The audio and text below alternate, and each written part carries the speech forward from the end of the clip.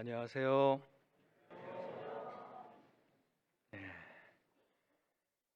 그동안 평안하셨습니까? 네. 저는 어제 여기 오느라고 산 넘고 물 건너서 왔습니다. 그리고 정체 구간이 참 많더라고요. 예,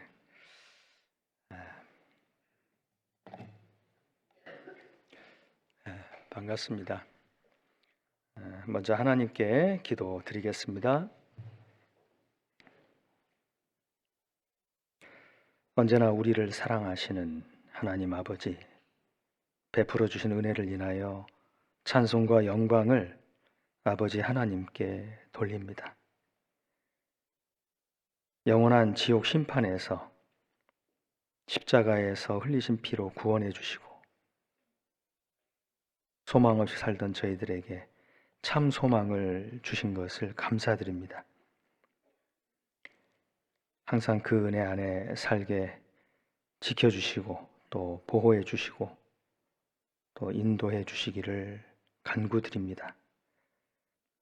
주님을 섬기고 또 복음을 전하는 일에 또 주님을 기쁘시게 하는 일에 해야 하지만 또 육신의 질병으로 여러 가지 어려움으로 함께 하지 못하는 지체들이 있다면은 주님께서 위로해 주시고 또 회복시켜 주시기를 원하고 또 그 시험에서 벗어날 수 있도록 도와주시기를 원합니다.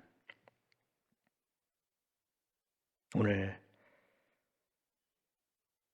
주님의 말씀 함께 모였습니다. 주님의 말씀으로 교훈하여 주시고 또 주님의 이름으로 모이는 곳곳마다 주님께서 함께 해주시기를 원합니다. 특별히 해외에서 복음을 전하시고 수고하시는 선교사님과 그의 가족들 위해 함께 해주셔서 귀한 영혼들이 주님께 돌아오는 일에 어려움이 없도록 영육간에 채워주시기를 원합니다. 오늘 이 시간에 또 필요한 말씀을 전할 수 있도록 전하는 자나 듣는 자 주 성령께서 함께 해주옵소서. 예수님 이름으로 기도드렸습니다. 아멘. 우리 성경 말씀을 찾겠습니다. 마태복음 16장 말씀입니다.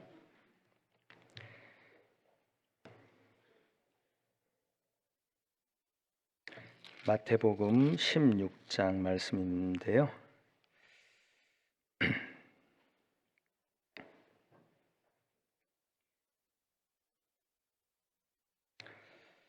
16장 15절부터 17절까지의 말씀입니다.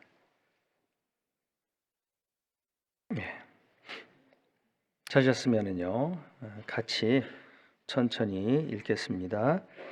가라사대 너희는 나를 누구라 하느냐? 시몬 베드로가 대답하여 가로되 주는 그리스도시요 살아계신 하나님의 아들이시니이다. 예수께서 대답하여 가라사대 바요나 시몬아 네가 복이 있도다. 이를 내게 알게 한 이는 혈육이 아니요 하늘에 계신 내 아버지시니라.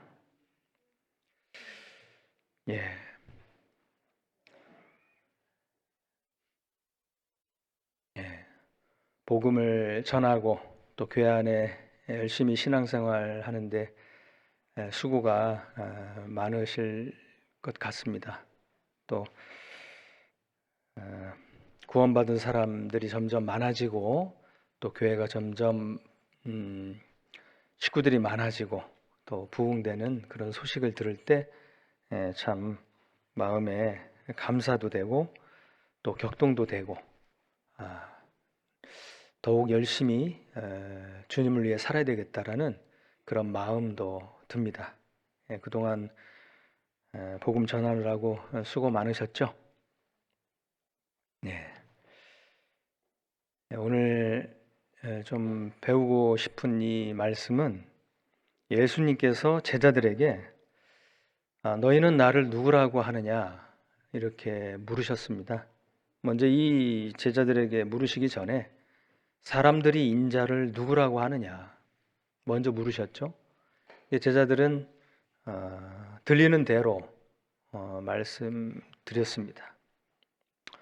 엘리야 선지자나 또 세례 요한이라든지 또 선지자 중에 다시 살아난 자 중에 하나라 하더이다. 좀 그렇게 말씀을 드렸죠. 그것은 예수님을 정확히 알지 못하는 사람들에 대해서 말을 한 겁니다. 그러니까 선지자 중에 하나잖아요. 지금대로라면은 세상 사람들이 예수님에 대해서 몰라서 오해하고 예수님은 그저 기독교를 창시한 분 아닐까, 또 공자, 맹자, 위대한 업적을 남기는 그런 4대 성인 중에 하나가 아닐까, 턱도 없는 그런 오해 속에 사람들이 하는 말들이 있잖아요. 교회는 마음 약한 사람들이나 상처를 받은 사람들이나 모이는 그런 곳이 아닐까. 성경은 기독교의 경전, 불교의 불경이 있는 것처럼 그런 경전이 아닐까. 나름대로의 오해 속에서 하는 말들을 인자를 누구라고 하느냐, 몰라서 말씀하시는 게 아니죠. 세상 사람들은 그렇게 말을 해도 제자들은 예수님을 정확히 알 수 있도록 예수님께서 3년 반 동안 데리고 다니시며 자신에 대해서 조금씩 드러내셨습니다. 베드로는 주는 세상 사람들이 말하는 그런 선지자가 아니고 그리스도십니다. 구원자십니다. 그리고 살아계신 하나님의 아들이십니다. 정확히 말을 했습니다. 예수님께서 시몬아, 바요나 시몬아, 네가 복이 있다. 이것을 네게 알게 하신 이는 혈육이 아니요 하늘에 계신 너희 아버지시니라. 세상 사람들은 오해를 하잖아요. 많이 배운 사람도 예수님을 모릅니다. 그리고 찾고 진리를 찾는 사람 중에서도 예수님을 정확히 모르는 사람이 너무나 많습니다. 그리고 심지어는 오해도 하기도 하죠. 구원을 너무 강조하네. 혹시 여기 구원파 아니야? 네? 갈 때마다 구원 받으라고 그러고 너무 적극적으로 살고 너무 열심히 살고 너무 집회가 많고 너무 너무한 거 아니야? 그래서요, 전도하다 보면 여러분들 자주 듣는 소리 있죠. 예? 너무 지나치게는 믿지 마. 교회는 가서 사는 곳이 아니라 일요일마다 가는 거지. 뭐 어디 놀러 갈 때 있으면 몇 부 예배가 있으니 제 1부 딱 마치고 놀러 가면 되고, 미치지는 마. 그리고 너무 깊게 믿지 마. 지나치면 큰일 나. 그렇게 이야기를 듣는 경우들이 많습니다. 왜냐하면 우리는 그런 이야기 들을 때 나 교회에서 열심히 못 사는데, 주님 뜻대로 못 사는데, 제자들, 특히 이 베드로는 주는 그리스도십니다. 정확히 답을 했습니다. 정확히 믿는 것은 무엇을 열심히 해서도 아니죠. 그리고 많이 알아서도 아닙니다. 그리고 똑똑해서도 아니라는 거예요.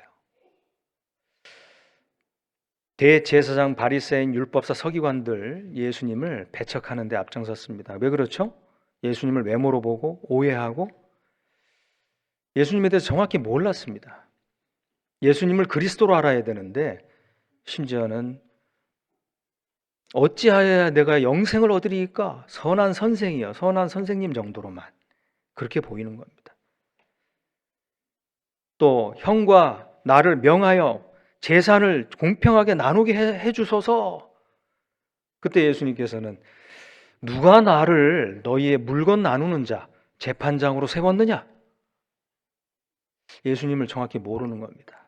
많이 배운 자나 또 종교 지도자나. 그런데 한 이름 없는 어부가, 많이 배우지 않은 이 베드로가 정확히 알았습니다. 바요나 시몬아, 네가 복이 있다. 이를 내게 알게 하시는 이는 혈육이 아니다. 집안 대대로 아주 우수한 집안에서 태어난 것도 아니고 네가 머리가 좋아서도 아니고 이를 내게 알게 하시는 이는 하늘에 계신 아버지시라. 하나님의 은혜라는 겁니다. 그래서 성경에 가난한 목수의 아들, 그 예수님께서 하나님의 말씀을 전하고 하늘나라에 대해서 선포하시니까 이스라엘 백성들 어떻게 했습니까? 야, 정말 옳은 말씀 하시네 하고 다 받아들였습니까? 너는 목수의 아들이 아니냐? 그 집안을 우리가 아는데, 그 누이들을 내가 아는데 이거 어떻게 된 거냐? 배척했습니까? 배척했죠. 받아들이질 않았습니다. 심지어는 그의 형제들이라도 미쳤다 하고 그를 붙들러 나오기도 했다는 겁니다. 그것을 평범한 이 베드로 어부가 정확히 예수님에 대해서 알았습니다. 우리는 어떻습니까? 예수님 자신을 우리가 어떻게 알기를 원하실까요? 이 질문을 우리 한 사람 한 사람에게 예수님이 오늘날 너는 세상 사람들 말고 너는 나를 누구라 하느냐? 내가 너에게 어떤 의미며 어떤 존재이냐? 그런 질문을 하신다면 여러분 대답을 무엇라고 하시겠습니까? 이건 아주 중요한 질문입니다. 어떻게 대하느냐에 따라서 하는 말이 다르고 하는 행동이 달라지거든요. 정말 내가 사랑하는 사람이 나를 위해서 간곡히 부탁하는 말을 듣는다면, 정말 사랑하는 분이 사랑의 음성으로 나에게 하는 말이라면 정말 나는 귀를 기울여 들을 것입니다. 그런데 나와 아무 상관도 없고 관계도 없는 그런 사람이 나에 대해 그냥 터부시하는 말들이라면 우리는 그것을 그렇게 귀 기울여 들으려고 하지 않을 거죠. 혹시 우리 가운데 구원의 확신이 부족하거나 아직 확신이 없는 분들이 혹시 계십니까? 그분은 왜 그렇게 되는 것이죠? 혹시 예수님을 알기를 그리스도가 아니라 세상 사람들이 말하는 것 정도로 선지자 중에 하나로 혹시 그렇게 알고 있지는 않는지, 여러분은 이 교회를 어떻게 생각을 하십니까? 이건 아주 중요한 질문입니다. 교회가 하나님 아버지가 함께 거하시고 나를 구원하시고 나를 친히 인도하시는 귀한 장소라고 생각을 한다면 교회를 오는 마음가짐이 다를 것이고 교제를 나아가는 내 마음의 간절함이 다를 것입니다. 너희는 나를 누구라 하느냐? 세상이 알 수 없는 비밀, 예수님은 비밀이죠. 그래서 골로새서 2장 2절 이하에 하나님의 비밀인 그리스도, 그를 깨닫게 하려 합니다. 그 안에는 모든 지식의 모든 보화가 감추어져 있느니라. 그리스도 안에는 보화가 감추어져 있다고 말씀하셨습니다. 그런데 비밀이라는 거예요. 세상이 알 수 없다는 겁니다. 그런데 세상이 알 수 없는 비밀인 그리스도를 우리는 알죠? 예. 이때 대답을 잘 하셔야 됩니다. 아니요? 그러면은 이제 살아계신 하나님의 아들이라고 하는 것은 하나님은 그냥 이름만 하나님이고 움직이지도 또 내가 기도하고 바라는 것들에 응답하지도 않는 그런 분이 아니시고 실제로 살아 역사하시고 말씀대로 이 세계를 이끌어 가시고 또 한 사람의 행한 대로 갚으시는 하나님이라는 거죠. 비밀인 그리스도를 내가 깨달았다는 것은 너무나 귀한 사실입니다. 그래서 예수님께서 마태복음 13장에 44절에 거기에 마치 사람이, 천국은 밭에 감추인 보화와 같은데 그 밭에 감추인 보화를 발견한 뒤에 가서 모든 것을 다 팔아 그 밭을 샀느니라. 그 밭에 엄청난 보화가 감추어져 있는데 그걸 발견했다면 말이죠. 모든 것을 다 동원해서 그 밭을 소유하려고 한다는 거. 그거는 너무나 귀한 것이 있기 때문에 그런 거잖아요. 실제로 어떤 마늘밭에서 이 포크레인으로 이렇게 작업을 하다가 돈이 발견이 됐는데 100만 원이 나온 게 아니라 110억이 나왔다고.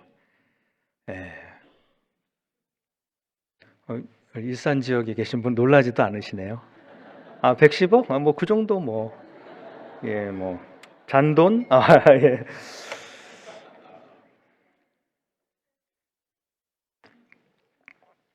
만약 그 밭에서 그런 현찰이 나왔다면 와, 엄청난 돈이 나왔네.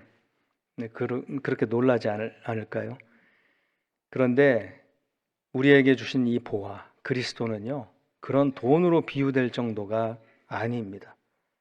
예. 그리스도 예수님, 우리의 구세주, 우리를 구원하신 분입니다.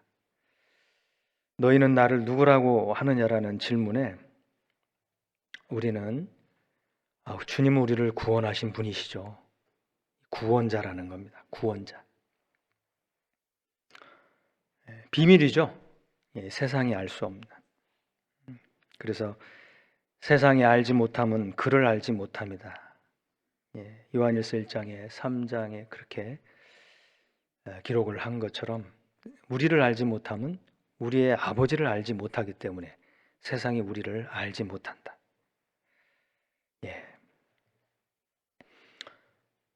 또 예수님을 알지 못해서 오해하는 경우들이 있습니다. 백성들에게 예수님께서 오병이어의 기적을 나타내셨습니다. 그리고 물고기 2마리, 떡 5개로 충분히 다 먹이신 이후에 수만 명이죠. 그건 있을 수가 없는 기적입니다. 그런데 배불리 먹이신 이후에 하시고 싶은 말씀을 하시는 겁니다. 내가 하늘에서 내려온 산 떡이다.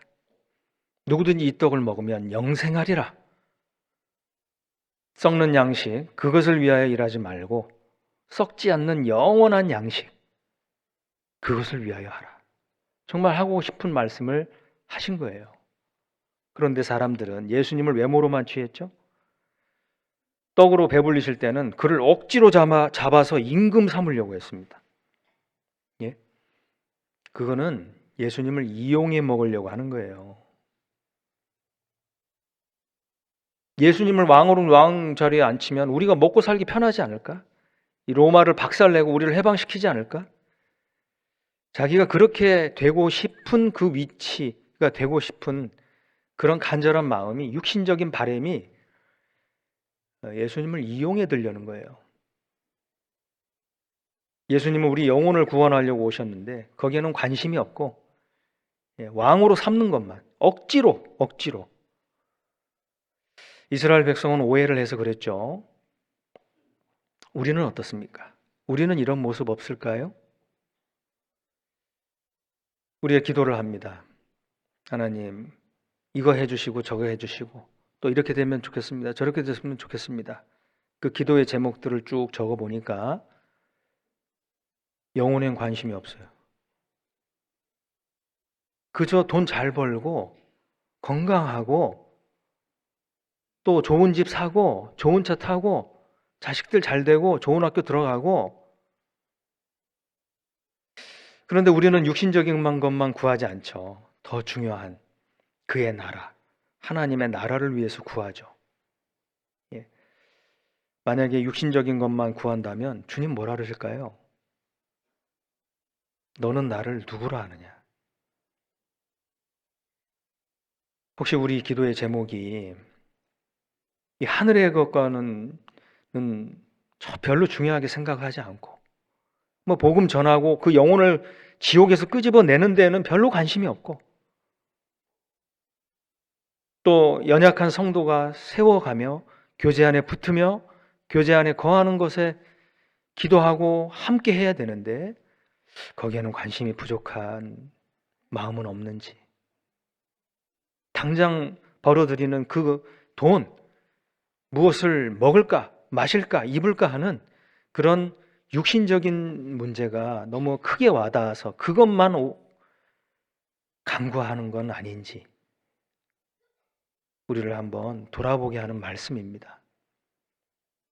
너희는 먼저 그의 나라와 의를 구하라고 말씀하셨습니다.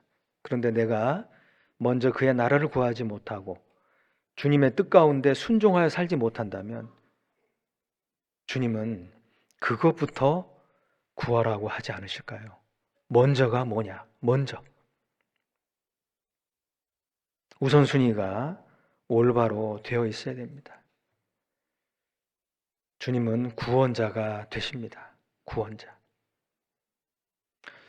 가나안 땅에, 이방 땅에 예수님께서 가셨을 때 가나안 여자가 자기 딸이 귀신 들린 일로 인해서 나와 간구하게 됩니다.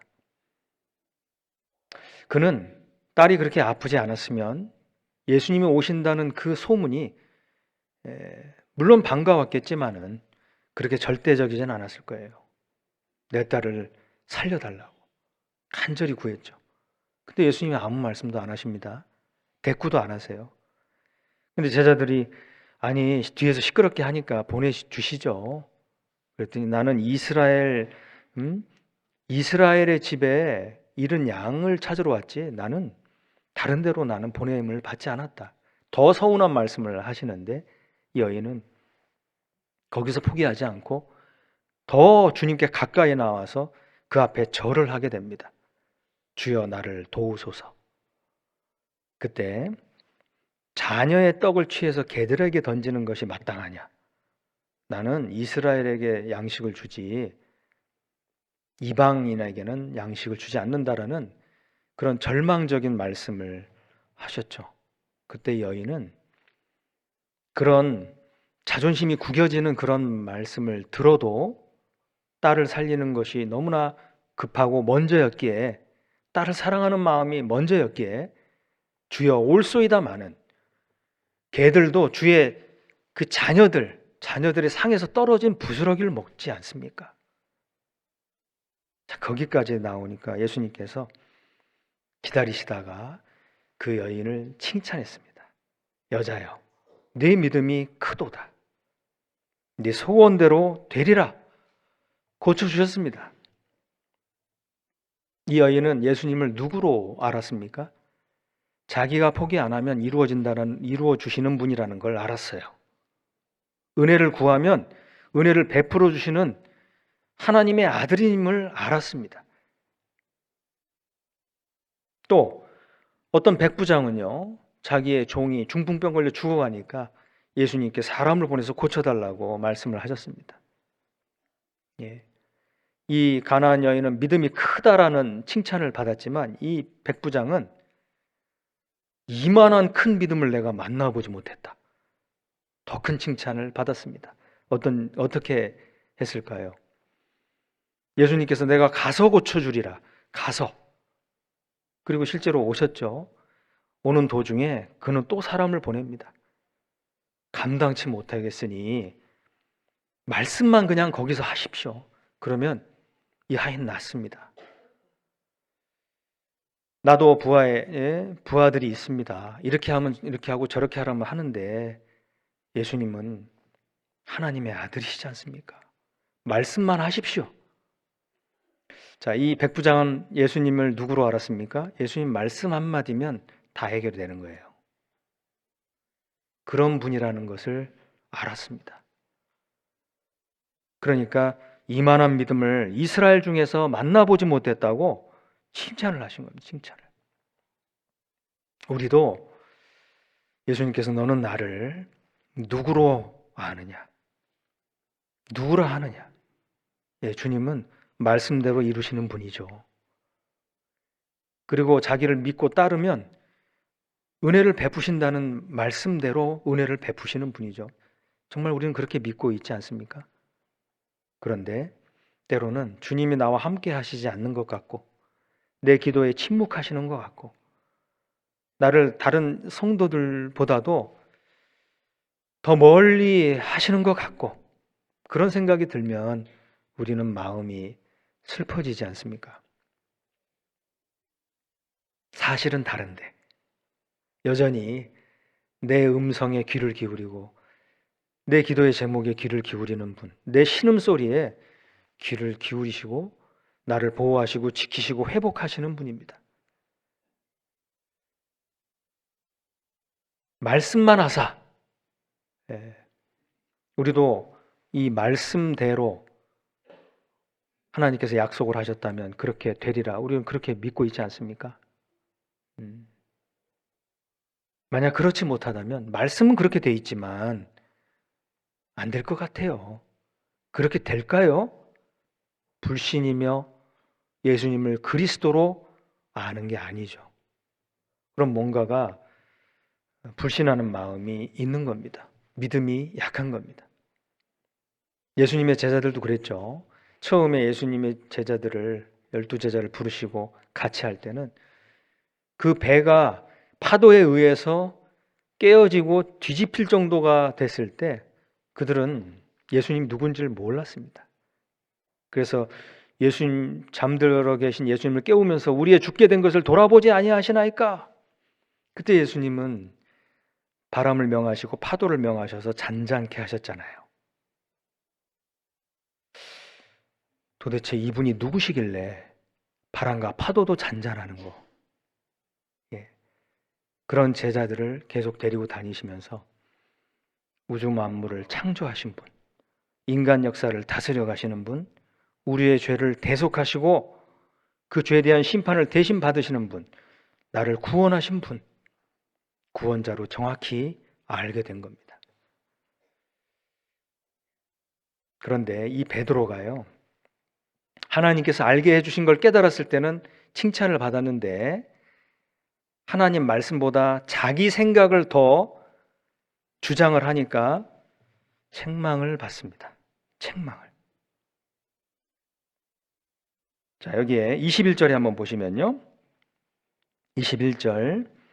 이때로부터 예수 그리스도께서 자기가 예루살렘에 올라가 장로들과 대제사장들과 서기관들에게 많은 고난을 받고 죽임을 당하고 제3일에 살아나야 할 것을 제자들에게 비로소 가르치시니 베드로가 예수를 붙들고 간하여 가로되 주여 어떻게 한다고요? 그리 마옵소서. 이 일이 결코 주에게 미치지 아니하리이다. 23절이요. 예수께서 돌이키시며 베드로에게 이르시되 사단아 내 뒤로 물러가라. 너는 나를 넘어지게 하는 자로다. 네가 하나님의 일을 생각지 아니하고 도리어 사람의 일을 생각하는도다 하시고 24절은 같이 읽겠습니다. 이에 예수께서 제자들에게 이르시되 아무든지 나를 따라오려거든 자기를 부인하고 자기 십자가를 지고 나를 좇을 것이니라. 칭찬받았던 베드로가 책망을 받았습니다. 사단아, 사단이라는 칭함을 받게 됩니다. 물론 이 베드로 안에 사단이 잠깐 역사를 한 겁니다. 하나님의 일을 전면적으로 도전하는 사람이 돼버린 거죠. 하나님의 일은 죄인들을 구원하시는 일, 죄인을 구원해서 지옥이 아닌 천국으로 옮기시는 일을 하는 것이 하나님의 일이죠. 그것 때문에 독생자를 이 세상에 보내주시고 저희 죄에서 저희 백성을 건지시고 구원할 자로 보내주셨는데 그가 자기 생각을 내려놓고 하나님의 말씀에 귀를 기울일 땐 깨달았는데 자기 생각을 하나님의 뜻보다 높이 올렸을 때는 책망을 받게 됩니다. 오히려 하나님의 일에 전면적으로 도전하는 자가 됩니다. 절대로 이 일이 벌어지지 않을 거라고. 우리도요, 하나님의 일을 생각하면 하나님의 일은 말씀대로 이루시지 이렇게 하시지 저렇게 하시지 시간이 더디 걸려도 하나님은 자기의 일을 자기 법대로 하신다. 그런 지혜를 얻어요. 그러니까 참고 인내를 합니다. 그런데요, 참지 못하고 자기 생각이 딱 앞에 나오면요, 하나님 말씀을 기다리기보다는 못 참습니다.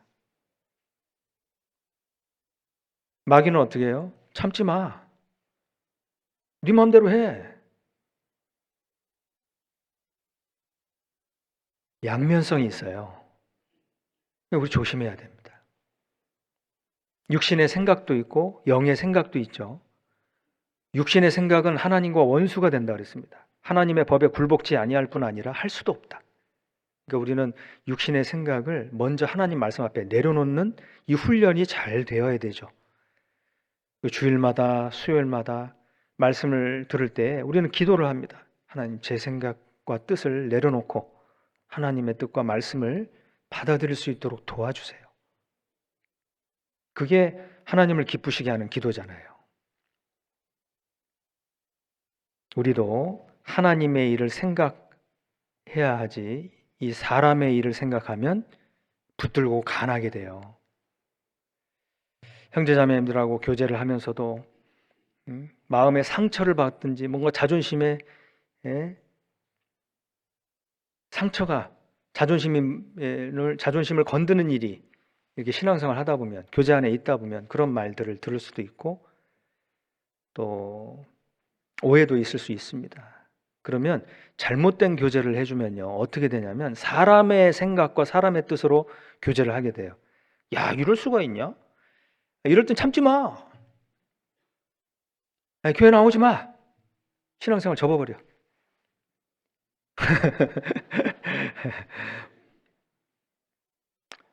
그렇게 교제하는 경우 없다고 생각이 들지요? 근데 그렇게 교제가 되는 경우들이 있습니다. 이건 부당하다. 교회가 왜 이러냐? 임원이 왜 그래? 누가 왜 그래? 구역장이 왜 그래? 조장이 왜 그래? 그럴 수 있어요. 그때 우리는 하나님이 인도하신다는 것을 믿고 내 생각을 내려놔야 됩니다.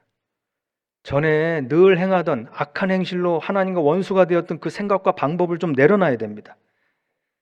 그래서 에스겔 16장 4절에 너의 난 것을 말하는데 네가 날 때에 네 배꼽줄을 자르지 않았다. 배꼽줄이라고 하는 것은요, 어머니 뱃속에서 필요한 양분과 산소를 공급받는데 이제 세상에 나와서는 내용이 달라지는 거예요. 배꼽줄을 잘라야 됩니다. 그래야 코로 호흡하고 폐로 호흡을 하고 또 입으로 양식을 공급받아야 되는 겁니다. 그런데 여전히 세상에 나왔는데 배꼽줄을 자르지 않는다면은 큰일 나죠. 우리도 거듭났다면 이제 세상의 죄인으로 태어나 세상 죄인이 생각하는 그런 인간적인 생각을 높이는 그런 습관적인 관습에서 좀 벗어나서 그거 내려놓고 하나님의 말씀을 받아들이는 쪽으로, 내 생각과는 맞지 않더라도 나의 원대로 마옵시고 아버지의 원대로 되기를 원한다는 그런 거듭난 사람의 그런 생각과 방법으로 나아간다면요, 하나님 기뻐하십니다. 배꼽줄 잘라야 되는 거예요. 기성교회, 세상교회 다니다가 거듭나지 못하고 우리 교회에서 말씀을 듣다가 거듭나는 경우도 그 잘라야 돼요. 그 인정을 잘라야 됩니다. 그런데 본 교회에, 세상교회에 다시 가서 열심히 하는 경우들을 많지는 않지만 종종 보죠. 배꼽줄을 안 자르는 거예요. 잘라버려야 됩니다. 그건 인정으로 신앙생활을 하는 게 아니에요.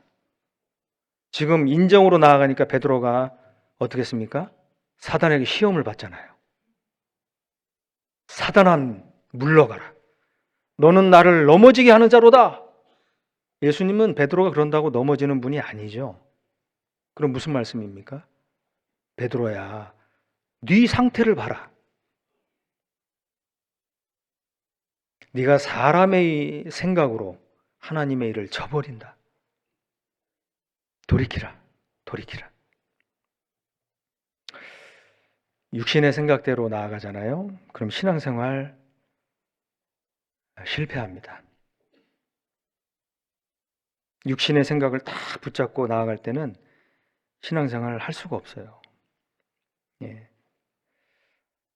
롯과 아브라함의 경우에서도 보면 롯은 육신 생각을 딱 붙들고 나갔잖아요. 끝까지. 그러니까 구원을 받았지만 불 가운데 겨우 구원 얻는 사람이 됐습니다. 아브라함은 부르심을 받을 때 갈 바를 알지 못했지만 하나님의 약속을 붙들고 나갔잖아요. 그런 인간적인 생각, 육신적인 생각, 인정을 딱 내려놨습니다. 그러니까 하나님이 그를 훈련시켜서 하나님의 뜻대로 살아가는 사람으로 온전히 만들어가는데 결국에는 자기 아들 이삭을 번제로 드리라고 하는 그 말씀에서도 통과하는 사람으로 하나님이 연단하셨어요. 인정으로 생각하면 자기 아들을 어떻게 번제단 위에 올립니까? 인정으로 생각하면요. 신앙생활은 인정으로 나아가면 실패합니다. 지금 유튜브 이 영상, 동영상 이 서비스가 잘 돼 있잖아요. 이 자석 기능이라고 이 교회에서 이렇게 올리는 우리 말씀을 듣다 보면 이 자석 기능이 있어서 일반 교회, 다른 교회 이런 말씀들이 이렇게 연결돼서 붙어서 이렇게 올라옵니다. 추천을 해요. 이것도 들으라고. 그럼 추천한다고 다 봐야 됩니까? 조심해야 돼요. 예. 맞는 말도 하지만 틀린 얘기를 섞어가지고 우리 교회에서 전하는 말씀도 다 못 듣는데 조심해야 됩니다. 영적으로 더러워질 수가 있습니다. 그 조금 틀렸다고 나는 분별력이 있어요. 나는 그 말씀 들을 때 분별력이 있어서 이건 아니고 저건 기고 이렇게 들어요 하는 자매님이 한 분 계셨어요. 예. 저희 교회는 아닙니다만은 그런데 그분이 그렇게 자만할 일이 아니잖아요. 예. 어머니가 자녀를 낳으면 그 자녀에게 먹일 젖은 그 어머니가 가지고 있는 겁니다. 낳아주고 길러주는 것도 그 아닙니다.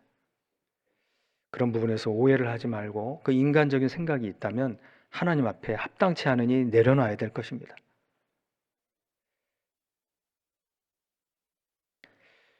아브라함은 그 말씀대로 하나님을 쫓아서 결국은 믿음의 조상이 되었죠. 하나님은 우리 사람이 하나님을 어떻게 생각하느냐에 따라서 베푸신 은혜가 달라집니다. 예수님과 함께 십자가에 달렸던 강도 둘이 있었는데 그 둘이 십자가에 못 박힐 때만 해도 예수님을 같이 욕했습니다. 그런데 한 강도는 예수님을 바라보는 그 시선이 바뀌었어요. 예수님이 함께 못 박히는 그 이단자 나사렛 이단이 아니라 나중에 이분은 옳지 않은 것이 없느니라라고 하는 다 맞는 분이라고 하는 옳은 분이라는 그런 믿음이 생겼죠. 그리고 당신의 나라에 임하실 때 천국이 믿어졌죠. 천국을 소유하신 분, 천국의 주인이라는 것을 믿었습니다. 당신의 나라에 임하실 때 나를 생각하소서. 내가 은혜를 구하면 은혜를 베푸실 구원자라고 하는 것을 믿었습니다. 그러니까 결국 강도짓으로 사형을 당하는 그 상태에서도 영혼이 구원받아서 천국에 가게 된 겁니다. 그런데 의롭게 살고 죄 안 지려고 노력하고 깨끗게 살려고 노력했던 바리새인 중에 많은 사람들이 예수님을 배척하고 이단으로 간주했죠. 하나님을 어떻게 대하느냐에 따라서 하나님은 베푸시는 은혜가 다릅니다. 다윗은 시편 8편에서요. 여호와여 어찌 여호와의 이름이 온 땅에 그리 아름다운지요 하고 그 만드신 별들 그 하늘과 땅을 보고 감탄을 했습니다. 주의 손가락으로 만드신 하늘이라고 감탄을 했죠. 정직하고 순전한 마음으로 하늘과 자연을 보잖아요. 그러면 하나님이 그렇게 오묘하고 신비하게 만드셨다는 믿음이 생겨요. 다윗이 그러했습니다. 하나님의 손가락으로 만드셨다. 그런데 바벨론 왕 벨사살 그 왕은 교만했습니다. 하나님을 배척했죠. 우상을 숭배했습니다. 그리고 그 귀족들하고 같이 술을 마시는데 그 아버지 당대에 예루살렘 성전의 기구들 뺏어온 거 그 잔에다가 술을 마시기를 원했습니다. 그래서 성전 기물들을 가져와서 하나님께 제사 드렸던 그 기물들에다 술을 부어가지고 먹고 마신 거예요. 하나님을 우습게 생각한 겁니다. 하나님 어떻게 하셨습니까? 그가 한창 흥이 올라서 즐거워할 때 그 맞은편 분벽에 손가락이 딱 나타나가지고 그 앞에 글을 쓴 겁니다. 메네, 메네, 데겔, 우바르신. 그 왕이 두 무릎이 부딪혀서 덜덜덜덜 떨었어요. 결국 그 왕은 죽습니다. 너 재어보고 재어보니 가능성을 보고 본데 안 된다. 하나님 무서운 분이잖아요. 근데 이 벨사살 왕은 하나님을 우습게 생각한 거예요. 간음 중에 잡힌 여인을 데리고 온 그 이스라엘 백성들에게 예수님은 손가락으로 땅에다 글을 쓰셨습니다. 그 여인은 죄를 지어서 부끄럽게 되었고 많은 사람들 앞에 씻을 수 없는 부끄러움이 있었지만 예수님은 그 여인까지도 생각하시고 죄인을 부르러 오셨기 때문에 손가락으로 땅에 글을 쓰셨어요. 사람들이 그 글도 받고 예수님 하시는 말씀 들었습니다. 너희 중에 죄 없는 자가 돌로 치라. 그 땅에 글 쓴 것은 아마 하나님의 이 계명, 그 글을 쓰셨을 겁니다. 그러니까 그걸 보고 양심의 가책을 느껴 노인부터 시작해서 젊은이들까지 쥐었던 돌을 내려놓고 다 간 겁니다. 우리 주님은 죄인에게 또 자기의 죄를 슬퍼하고 회개하는 사람에게 구원자가 되십니다. 주님의 손가락은 은혜를 베푸시는 손가락이 될 수도 있고 심판하는 손가락이 될 수도 있는 겁니다. 우리 문자로도 이렇게 소통 많이 하죠. 카톡 해가지고 이렇게 뭐 광고도 하고 그럽니다. 근데 문자를 잘 이렇게 써야 되는데 그 문자를 잘 이렇게 실수하는 경우들이 좀 있잖아요. 어떤 경우들이 있습니까? 아내를 위해서 남편이 선물을 딱 하나 준비해서 딱 갖다 이제 줬는데 아내가 너무 고마워가지고 문자를 보낸 겁니다. 잘 보내야 되는데 오타가 났어요. 오타가. 고마워 자기야, 사망해, 사랑해 해야 되는데 빨리빨리 쓰다 보면 오타가 날 수도 있죠. 근데 엄마가 이제 아이를 케어해주고 학원에 데려다주고 데려오고 하는데 이 딸이 이제 엄마 학원 끝났으니까 데리러 와달라는 문자를 보냅니다. 임마 데리러 와. 오타가 나가지고요. 엄마가 이제 군대 갔던 이제 아들이 휴가 나와서 이제 다시 복귀를 하는데 어디쯤 가고 있는지 궁금해서 이제 문자를 보냅니다. 어디쯤 기고 있니?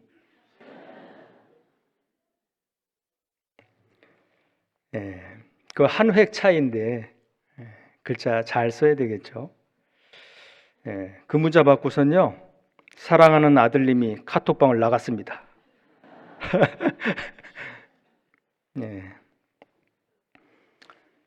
또 할머니에게 그 사랑둥이 손녀 딸이 문자를 보냈대요. 할머니 오래오래 사네요. 잘못 보낸 거예요. 할머니님이 카톡방을 나갔습니다.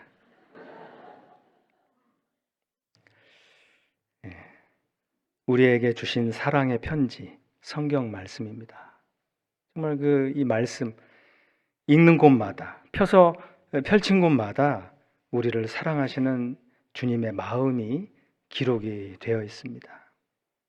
그 말씀을 배우는 이런 교회 정말 소중하고 그 말씀 시간은 우리에게 너무나 소중한 시간입니다. 베드로는 하나님의 말씀을 깨달았을 때는 칭찬을 받았지만 자기 생각을 말씀보다 높였을 때는 책망을 받았습니다. 우리는 베드로의 이 잘못된 부분을 우리도 교훈 삼아서 하나님의 말씀보다 자기 생각을 높이는 일이 없도록 조심해야 되겠죠. 솔로몬 왕은 인정으로 인해서 신앙생활을 후반에 망친 사람이죠. 처음에는 주님께 매달려서 지혜로운 왕이 되었습니다. 그런데 그가 이방 여인을 자기 아내로 마구 받아들였죠. 아내가 700명이에요. 그리고 후궁이 300명입니다. 이름을 다 외웠을까요?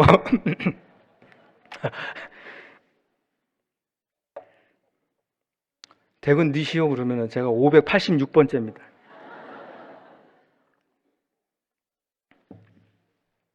그래 정신이 혼미해진 거예요. 나중에 나이가 들어서 솔로몬이 나이 늙을 때 열왕기상 11장이에요. 그의 아내들이 왕비들이 왕의 마음을 돌이켰더라. 돌이켜서 어떻게 했어요? 우상에게 절하게 했습니다. 솔로몬은 아내에 대한 인정에 넘어진 사람이에요. 다윗은 그렇게 하지 않았습니다. 끝까지 하나님을 자기 왕으로 섬겼습니다.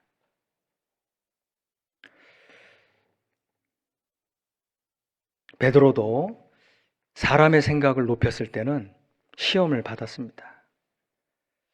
우리도 그 시험을 받지 않도록 기도해야 될 것입니다. 너희는 시험에 넘어지지 않도록 기도하라고 예수님께서 마태복음 6장에 이렇게 기도하라고, 뜻이 하늘에서 이룬 것처럼 땅에서도 이루어지기를. 그리고 일용할 양식을 먹어야 힘이 생기고 힘이 생겨야 시험을 이길 수가 있거든요. 말씀을 못 들으면 힘이 없고 교제에 참여 못하면 생활에 묻어 들어온 발에 묻은 이 때를 벗고 깨끗하게 씻어야 되는데 교제에 가지 않고 그 시간이 오래되면 발이 더러워지고 이제는 무뎌져서 하나님의 말씀이 들리지 않고 귀가 분별력을 잃어버립니다. 우리 가운데 때로는 직장 문제로, 학교 문제로, 어떤 사정 문제로 그 잠깐의 교제를 못 나오는 경우들이 있습니다. 그런데 길어져서 몇 개월, 1년, 몇 년이 되잖아요. 나중에 그리스도인이 그리스도인답게 살지 못한다고요. 항상 그래서 교제 가운데 거하고 주께 붙어 있기를 굳은 마음을 가져야 된다는 겁니다. 내가 어떤 일이 있어도 교제에 꼭 나가야 되겠다. 꼭 말씀을 듣고 말씀 듣는 데서 위로를 얻지만 교제 가운데 연결되지 않으면 그것은 위로만 받고 끝나는 거예요. 교제 가운데서 발을 씻어야 되는데, 사실 말씀을 들은 이유는 행하게 하려 하여 말씀을 들려주시는 거거든요. 그러니까 교제에 참여를 잘 못하는 분은 앞으로 오늘 이후로 교제에 잘 참여할 수 있도록 정말 힘을 기울이고 힘써야 합니다. 우리의 자녀들도 어렸을 때는 머리돌도 잘하고 엄마가 이렇게 아빠가 이렇게 하면 네 하고 아주 순종적이었죠. 또 중등부 고등부 올라가면서 아주 순종적이었는데 어느 순간에 사춘기에 접어듭니다. 사춘기라고 따로 시간은 없는데 우리 아이가 눈이 보면은 사춘기가 오기 전에는 선량한 눈이었거든요. 근데 그때가 오면은 눈이 도마뱀 눈으로 바뀌어. 행동하는 것도 밖에 이렇게 즐겁게 웃는 얼굴도 많았고, 그런데 사춘기가 되니까 웅크려서 골방에 나오지 않고 은둔형으로 바뀌고 그러죠. 힘들어서 그래요.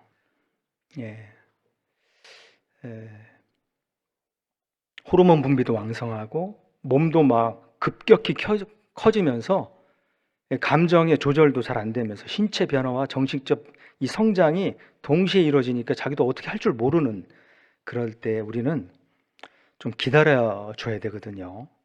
뭐 열등감도 생기기도 하고 우울감도 생기기도 해요. 너무 예쁘게 생긴 딸이 자기는 제일 못생겼다고 생각을 할 때 그때랍니다. 그때 키가 막 180이 넘는 아들이 나는 키가 작아 고민하는데 그때 열등감, 우월감 막 이런 거에 사로잡혀가지고 어떻게 할 줄 모르는, 그때 우리는 기다려줘야 되거든요. 간섭받기를 싫어합니다. 그런데 관심받기는 좋아해요. 간섭과 관심은 다르죠. 또 독립성을 주장을 해요. 내가 알아서 다 한다고. 그런데 잘 보고 있으면 알아서 하는 게 거의 없어요. 그건 다 안 돼, 다. 늘 딱딱하고 대답도 안 하다가 돈 필요할 땐 대답을 잘해요.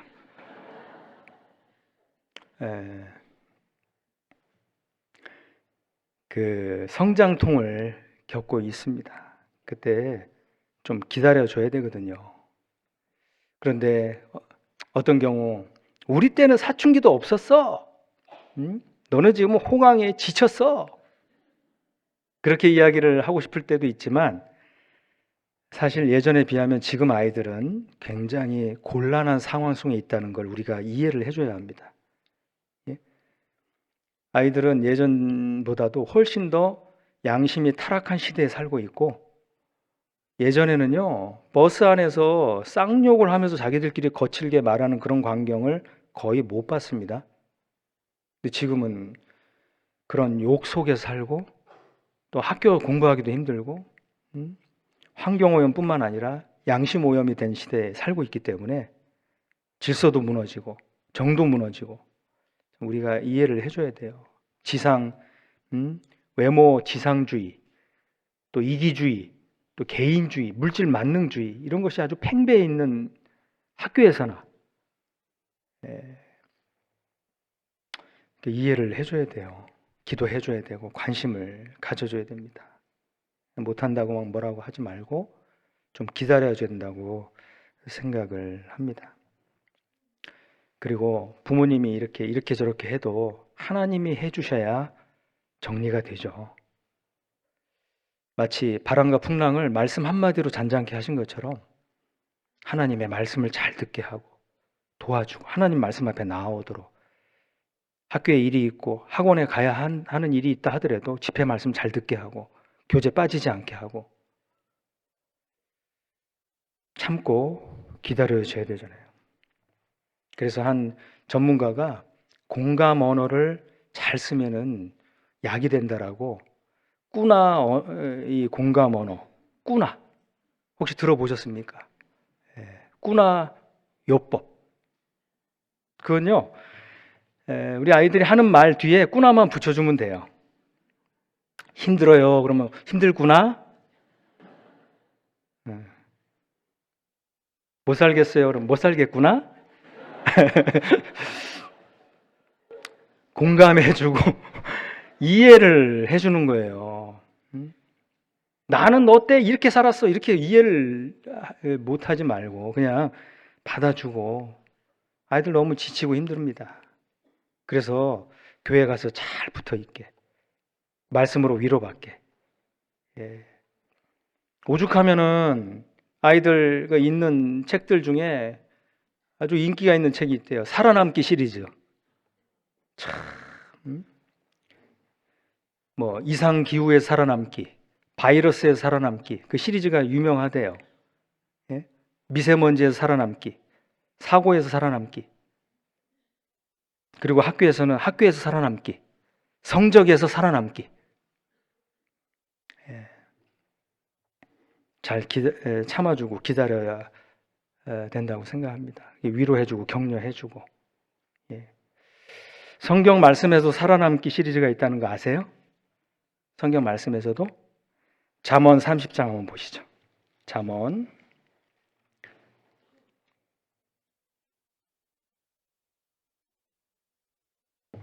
30장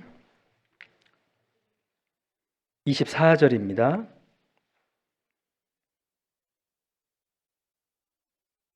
24절. 땅에 작고도 가장 지혜로운 것 넷이 있나니 곧 힘이 없는 종류로되 먹을 것을 여름에 예비하는 개미와 약한 종류로되 집을 바위 사이에 짓는 사반과 임군이 없으되 다 때를 지어 나아가는 메뚜기와. 28절 같이 읽겠습니다. 손에 잡힐만 하여도 왕궁에 있는 도마뱀이니라. 작고 지혜로운 것 넷이 있다고 여기에 기록을 하고 있습니다. 힘이 없다. 이 개미가 힘이 없는 종류로지만 여름에 미리 예비해서 먹을 걸 축적하고 있다 마치 그리스도인이 일할 수 없는 밤이 오기 전에, 추운 겨울이 오기 전에 미리 이 양식을 거두고 추수하는 것처럼 이 지혜가 있는 거죠. 그러니까 게으른 자여 개미에게로 와서 지혜를 배우라. 예, 부지런하여 열심을 품고 게으르지 말라. 예, 지금은 일할 때지 손 놓고 있을 때가 아니다. 그리스도인의 모습이죠. 또 약한 종류입니다. 그리스도인 약하잖아요. 집을 바위 사이에 짓는, 바위는 이 반석을 말하잖아요. 고린도전서 10장 4절에 반석은 예수님입니다. 우리가 흔들리고 넘어질 때도 있지만 반석 대신 주님 위에 우리가 있기 때문에 망하지 않는 겁니다.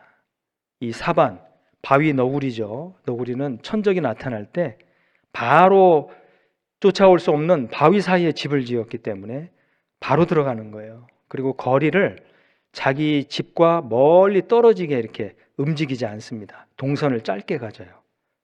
그것처럼 우리도 늘 교제 가운데, 늘 교회 가운데 오고 가고 하면서 힘을 얻고 회복을 경험하게 되는 거죠. 임군이 없으되 다 때를 지어 나아가는 메뚜기, 메뚜기는 왕이 없다 그러죠. 그러나 한꺼번에 움직입니다. 우리는 구원받은 형제는 연합하여 동거하는 데까지, 마음을 같이 하는 데까지 복음을 위해 협력하고 또 교회 안에 있는 일들을 위하여 수고하고 땀을 흘리는 가운데 주님은 거기서 여호와께서 복을 명하시는데 그 복은 사람이 줄 수 없는 영원한 생명이라고 그랬습니다. 그래서 시편 133편에 그렇게 노래하고 있는 겁니다. 또 손에 잡힐만 하여도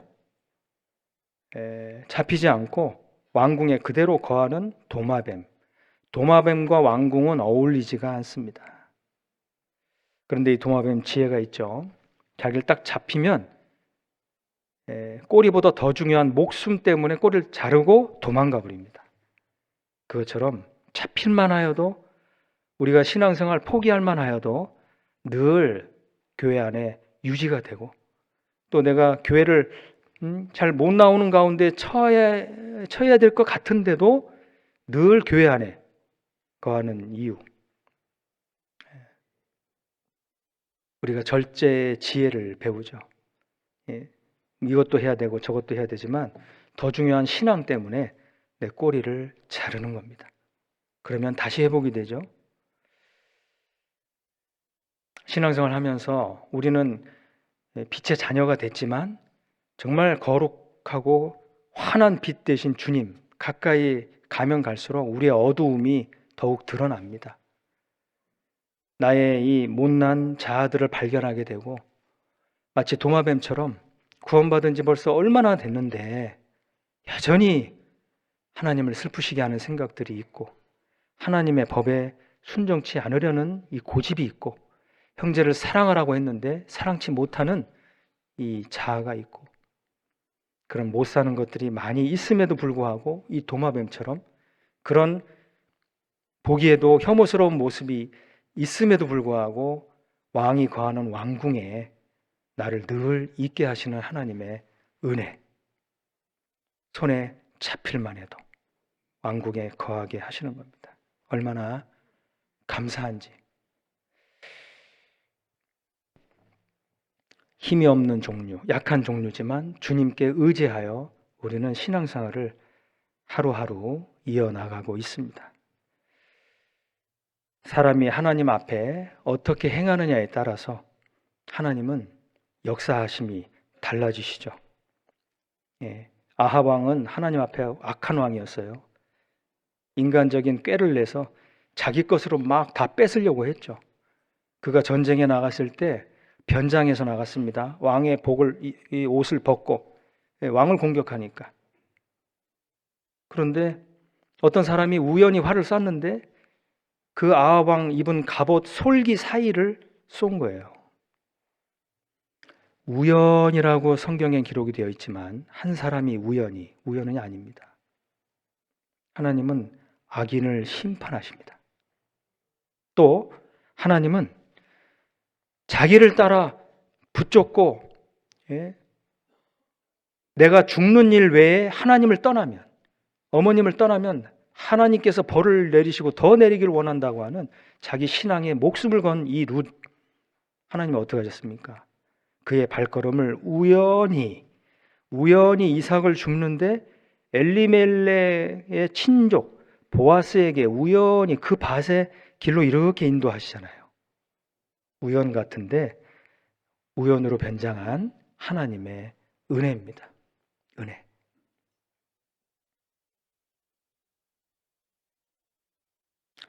이 하나님을 정확히 알고 믿는 것은 정말 중요하거든요. 구원받고 또 자녀들을 낳고 자녀들을 양육하고 가르치는데 이 디모데는 젊은 나이인데도 불구하고 하나님께 쓰임을 받은 귀한 사람이 됐습니다. 그런데 이 디모데를 소개하기를 네 믿음이, 거짓이 없는 믿음이 너에게서 시작된 게 아니라 너희 어머니 또 그 위에 할머니까지 이렇게 이어간다라고 성경에 여기 나타났잖아요. 굉장히 중요한 겁니다. 디모데후서 1장에 한번 보시면요. 디모데후서 1장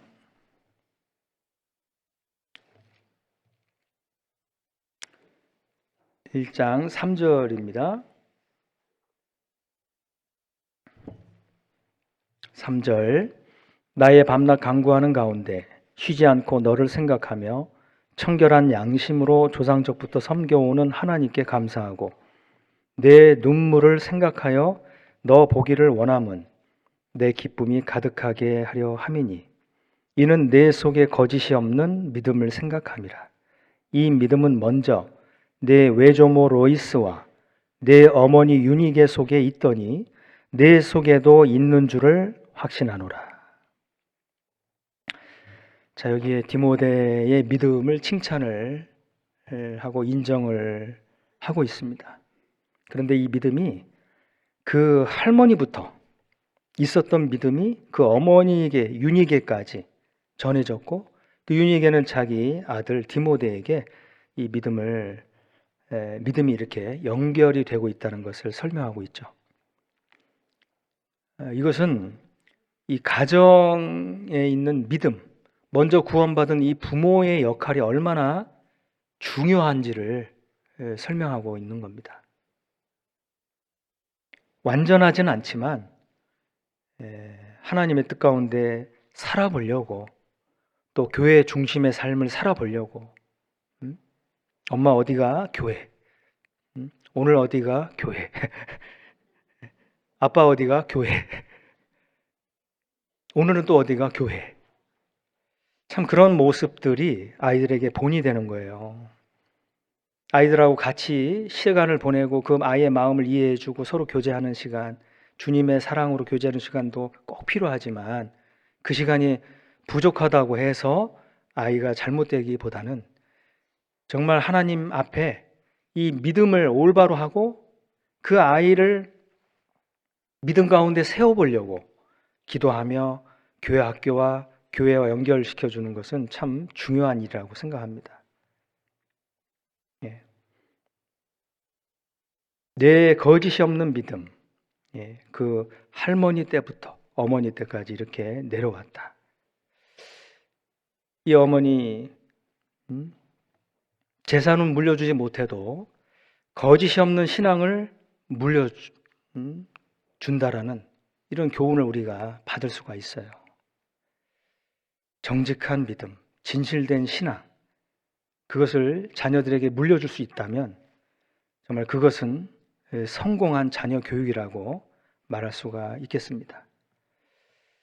아브라함 링컨은 하나님의 사람으로 우리가 잘 알고 있죠. 훌륭한 인물이죠. 늘 성경 말씀을 가까이 하고 또 하나님 말씀대로 살아보려고 했던 그 링컨. 실패를 늘 하나님의 말씀으로 다시 실패한 곳에서 다시 일어나는 링컨. 그런데 그의 어릴 적 시절을 보면 정말 그 불우한 상황에서 가정에서 자랐다는 것을 알게 됩니다. 그 어머니 낸시라고 하는 여인은 신앙을 갖고 있는 여인이었는데 그의 링컨의 나이 9살 때 세상을 떠나게 됩니다. 9살로 말하면 우리나라 초등학교 2학년이잖아요. 그런데 떠나기 전에 유언을 남기죠. 그 유언이 사랑하는 에이브야, 이 성경책은 내 부모님으로부터 물려받은 것이다. 성경을 선물로 주고 떠났다 그러죠. 나는 너에게 100에이커의 땅을 물려주는 것보다 이 한 권의 성경책을 물려주는 것을 진심으로 기쁘게 생각한다.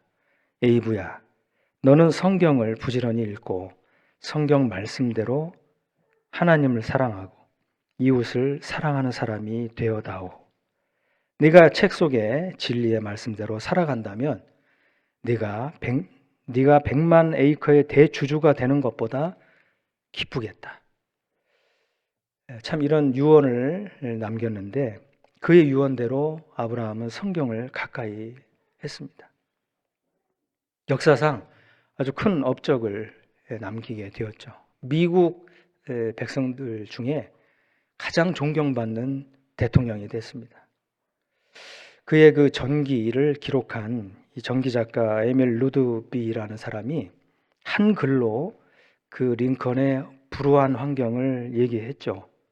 하나님은 링컨에게 훌륭한 사람이 될 만한 조건은 한 가지도 주시지 않으셨다. 다만 성경 말씀과 신앙의 어머니만을 주셨을 뿐이다. 참 우리에게 참 교훈이 되는 실화라고 생각이 듭니다.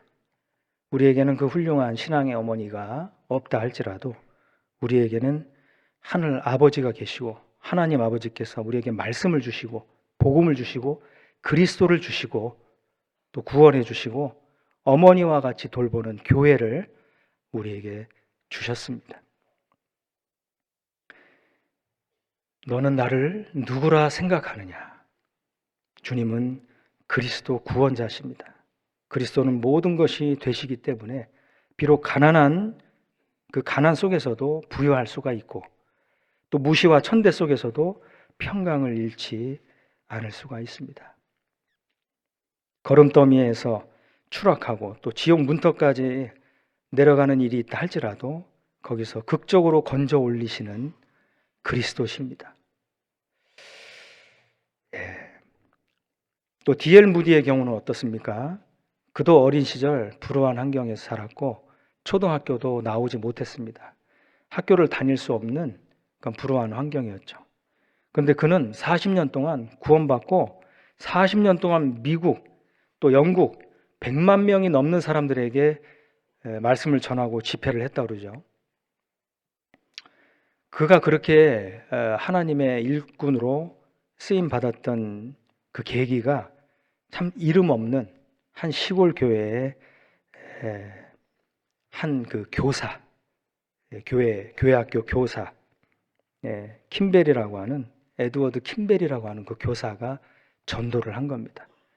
어느 날 이 교회를 갔는데 졸기만 하고 무디가 또 글을 잘 모르니까 성경을 찾지도 못하는 거예요. 요한복음 찾자고 하니까 구약 성경만 막 뒤졌다 그러잖아요.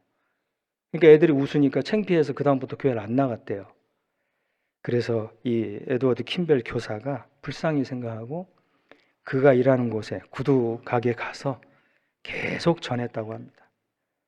결국은 구원을 받고 그리고 그가 그 선생님으로부터 그런 감동을 받았던 것처럼 내가 매일 복음을 전하지 않고서는 잠을 자지 않겠다고 한 사람이라도 붙들고 복음을 전했다고 합니다.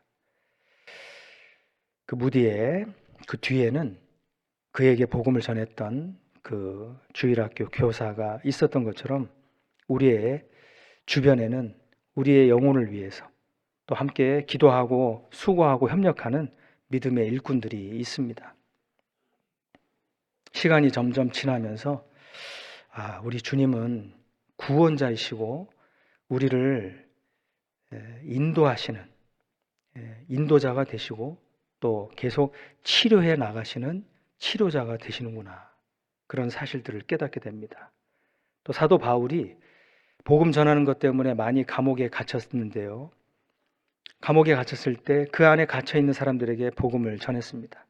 그러다가 오네시모라고 하는 사람이 구원을 받았는데 그에게는 사연이 있었어요.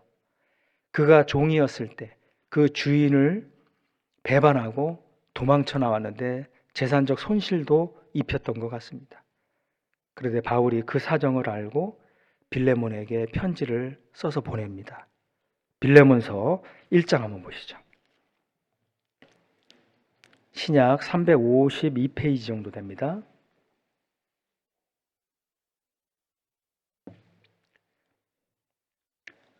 빌레몬서 1장 8절입니다. 8절 이러므로 내가 그리스도 안에서 많은 담력을 가지고 내게 마땅한 일로 명할 수 있으나 사랑을 인하여 도리어 간구하노니 나이가 어떻게 됐다고요? 예, 나이 많은 나 바울은 지금 또 예수 그리스도를 위하여 갇힌 자 되어 갇힌 중에서 낳은 아들 오네시모를 위하여 내게 간구하노라. 자, 여기에 오네시모를 위해서 부탁을 하는 이 편지를 빌레몬에게 보냅니다. 내가 그리스도 안에서 담력을 가지고 명령을 너에게 할 수도 있지만 자원하는 마음으로 너에게 네 승낙을 좀 바란다. 이 오네시모 전에는 너에게 해를 끼쳤을지 몰라도 이제는 유익한 사람이 되었고 이제는 돌이켰다. 그리스도인이 되었다. 용서해주면 안 되겠느냐. 그러면서 나이 많은 나 바울이라고 쭉 기록하고 있습니다.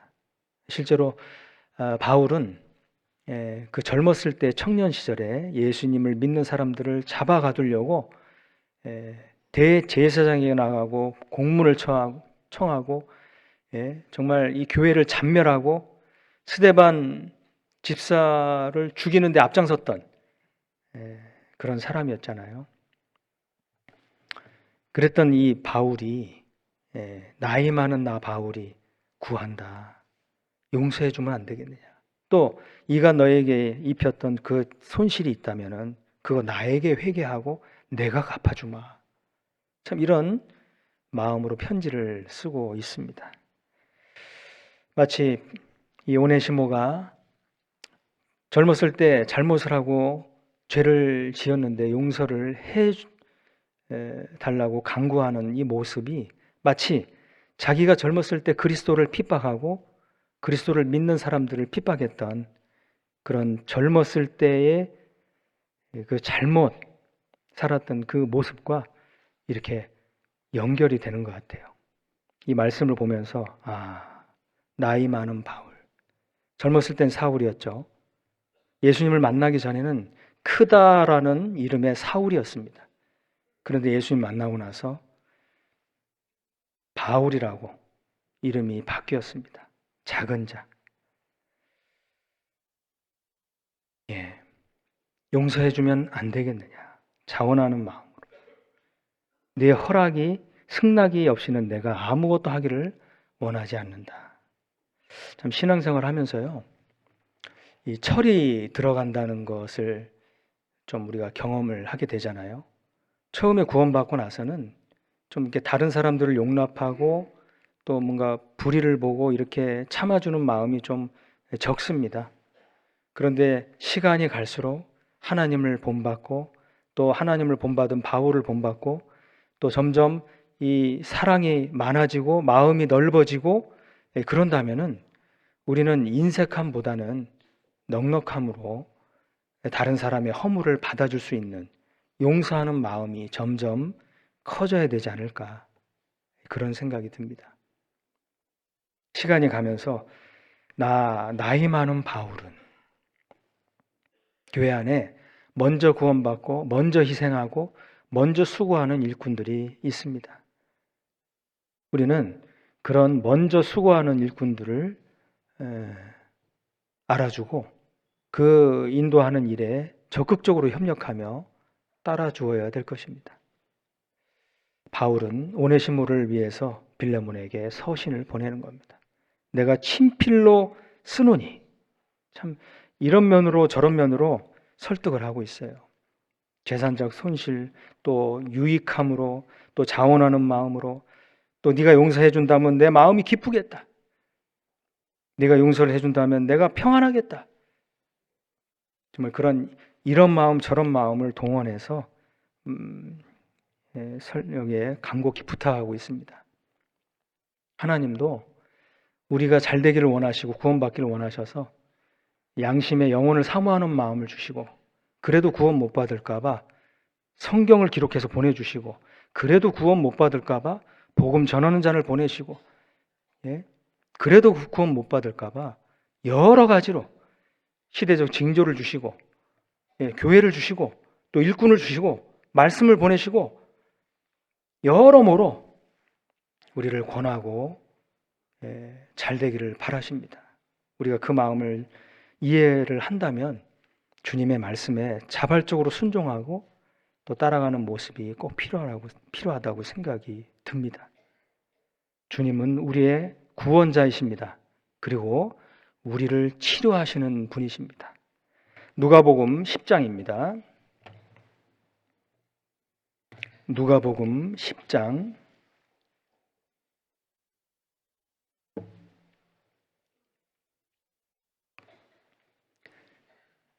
33절입니다.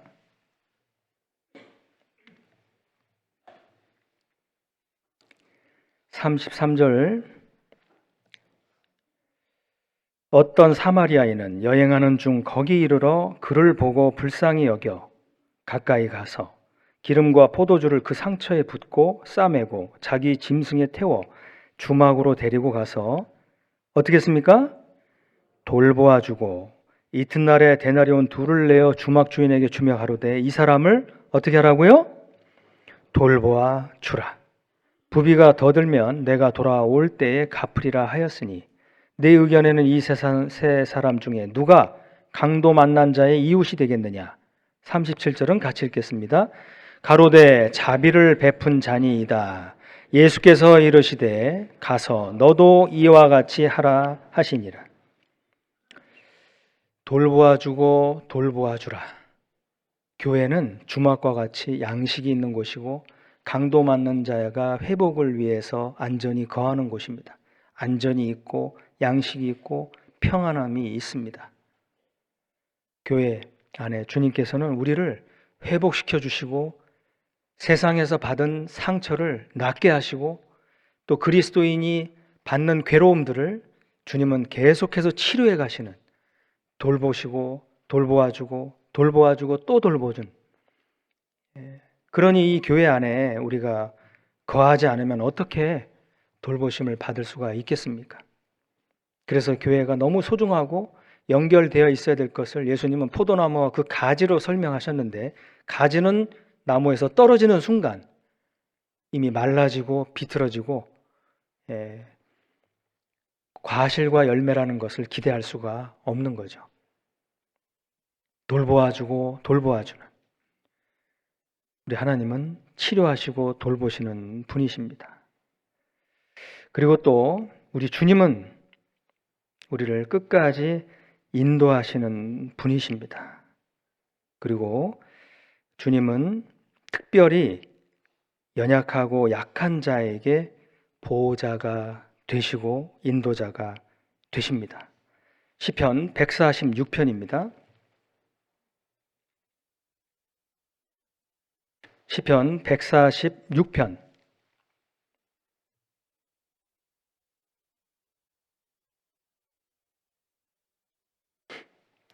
9절 말씀을 찾았으면 같이 읽겠습니다.